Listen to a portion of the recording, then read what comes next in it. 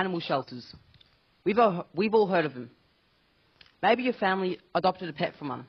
Maybe you visited for a meet and greet. But have you ever stopped to think about what really happens behind those doors?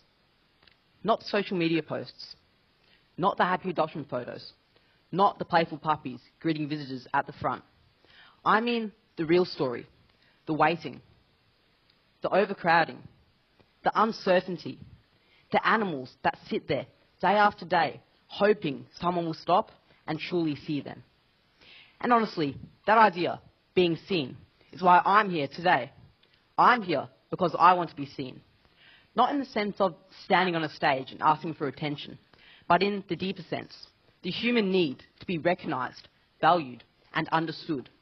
Because I think all of us know what it feels like to be overlooked, to feel invisible in a classroom, in a friendship group, at home, in society, to feel like people are walking past you while you are quietly hoping someone notices that you matter.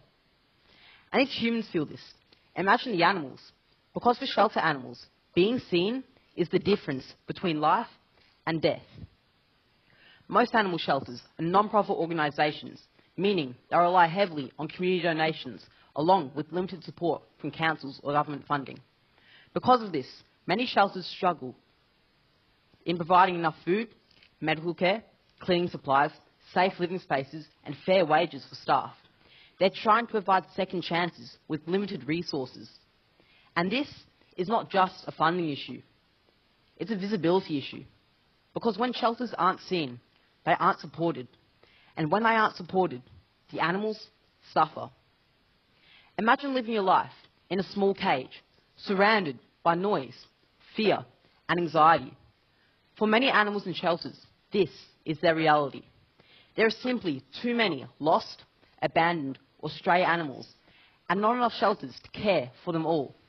As a result, many animals are left without a home or people to go to.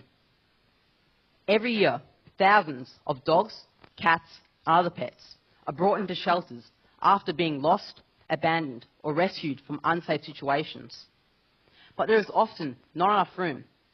This leads to overcrowding, where too many animals are forced to live in cramped cages or limited spaces for long periods of time.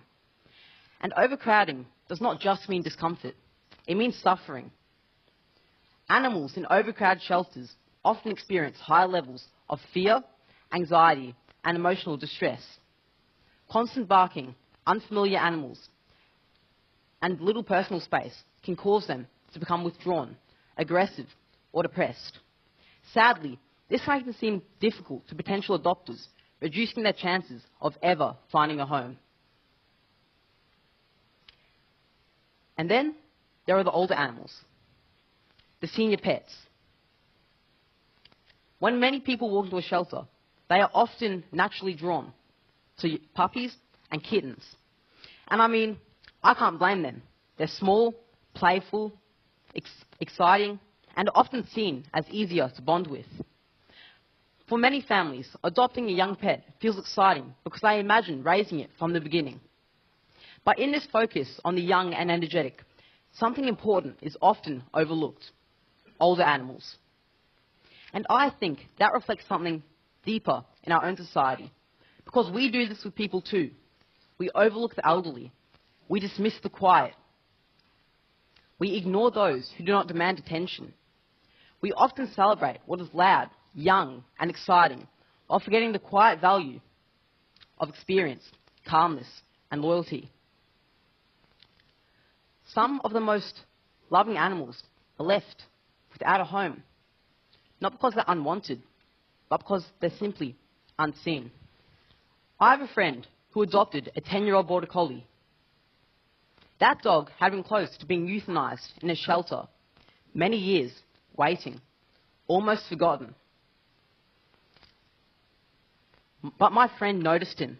He brought him home, and even though that dog only lived to 14, those 4 years were full of love and many joyful memories. Its favourite family member was actually my friend's grandfather. The two of them formed a special bond. They would sit together, relax together, and quietly keep each other company.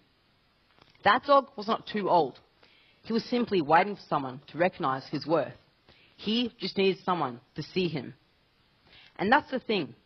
Behind every shelter animal is the same simple challenge: being seen. But many shelters do not have enough advertising to properly showcase the animals in their care, or to promote adoption events in a meaningful and consistent way. Without strong social media campaigns, posters, or active community outreach, their reach is limited. As a result, many people are simply unaware that a shelter is nearby, or that these animals even exist, and visibility matters more than we think.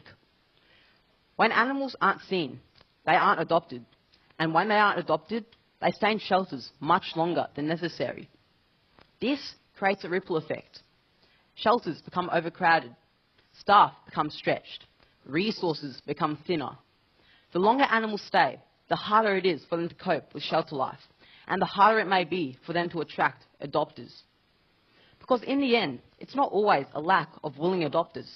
Often, it is a lack of awareness.